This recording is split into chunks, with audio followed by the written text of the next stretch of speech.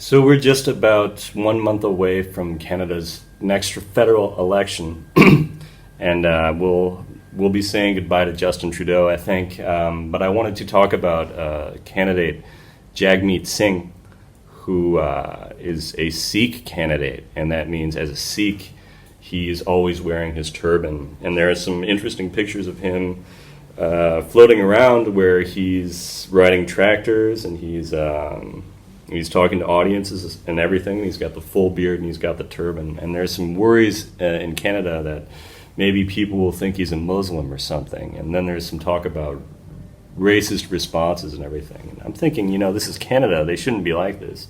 Trudeau, I mean, he probably has more turbans himself. He probably has a closet full of turbans, He always wore colorful clothing like that. But maybe it was just him assimilating of him trying to fit in with other cultures, and so it's not exactly the same. But it is striking to see a Sikh candidate on a national stage, and it would be great if they elected a Sikh. I don't know, but to have this worry that Sikhs are the same as Muslims, I don't know. Maybe I'm just a little bit too erudite. Maybe I'm just a little bit too, what's the word that I'm looking for? Like maybe I'm too, is it cosmopolitan, metropolitan, whatever. In the sense that I can spot the difference between a Sikh and a Muslim, and I assume that most people could, because I don't know of any Muslims who wear turbans. They've got a distinct Lawrence of Arabia it's the checkered hat with the rings at the top. I mean, there is like a kind of, that doesn't speak for all Muslims anyway. It speaks for Saudi Muslims.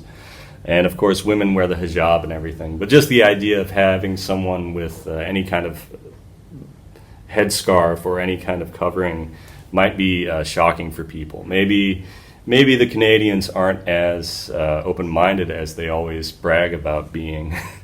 But I should talk. I mean, I remember it was shortly after 9/11, some crazy guy went in. I think it was in Milwaukee. I'm pretty sure it was in Wisconsin, and he shot some Sikhs, mistaking them for Muslims, and so there is some of that race hate and all that. But having a Sikh in a national position like that would be great for the world, not just for Canada, because it would teach people that distinction. And the Sikhs, they aren't the ones funding terrorism or anything like that. They've helped keep India together in a lot of ways, and I have nothing but admiration for them. But they do have very strong cultural symbols. The men wear turbans, and I think there's an iron bracelet and swords and stuff, and so these symbols might be seen as aggressive, but just having the turban, I mean, it's great to see Jagmeet Singh on a tractor, and I think it's going over better than people would imagine. And even if he doesn't win the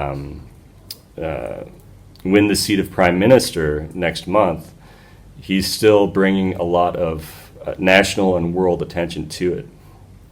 And to be honest, I haven't been following Canadian politics, but a Canadian friend brought this to my attention, and so it's something that I am going to pay more attention to, and maybe make a couple videos about the upcoming election in Canada.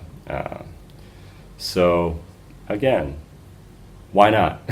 Let's have a Sikh in power in the West, and let's let people understand the difference between Muslims and Sikhs, and embrace new religious communities, and show how minority faiths can people of minority faiths can still be good politicians. We've sort of got a similar thing going on here, but with Tulsi Gabbard, I was surprised to hear Tulsi Gabbard is Hindu. That's the first thing I learned about her when I watched her first town hall. Was it last spring? I thought it was Hawaiian, but Hindu, I had no idea. But it isn't like a central point. It's not like she wears the dot between her eyes or anything like that. It's something that she brought up, but it's not something that she really dwelt upon. Almost in the same way that Pete Buttigieg. Everyone knows he's gay. Everyone knows that's his major identity point, but he never talks about it, or he only mentions it in passing. It's not something that he tries to put the focus on. He tries to focus instead on policies and everything. And I believe that's what this Jagmeet fellow is doing in Canada as well. You can't just run on a basis of identitarian politics. And yet, as I'll look into in another video, I'm going to talk about Marianne Williamson. You know, she's like our first major new age candidate. Like, we've never had someone running for president who even got as close as her. Granted, she's 0% in the polls right now, which is disturbing, but she is bringing attention to this form of spirituality, A Course in Miracles, which was central to her. But she also follows transcendental meditation and everything. We'll get into that in a minute. But anyway, Canada may elect their first Sikh prime minister, and that's a very interesting development. And so pay attention. Their election is on October 21st, and they are going to have a new leader soon. So, you know, I've flirted with moving there before. I mean, I certainly don't like cold weather, but it might be a good alternative.